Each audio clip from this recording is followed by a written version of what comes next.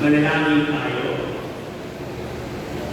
Ama naming makapangyarihan, niloob ko maging kasangkapan sa pagkakatawang tao ng iyong bukod na anak, si Mariang Birhen Kalinisan. Mula sa pagluluhan hanggang kamatayan, siya ay naging bahagi ng ginampanan ni Kristo sa kanan. Ang walang bahid salang pagkilig sa Kanya ay naging daan upang siya ay mahirap at maging bumutangin sa sangkinapan.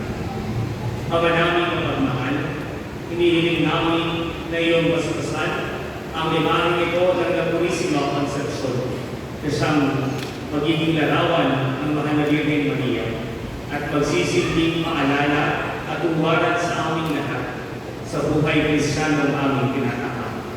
Loobin mo ang imahe ito ay makatulog sa higit na pagpalawak ng debosyon at pagmitungo sa aming patrona, ang Birhen La Purisima Concepcion.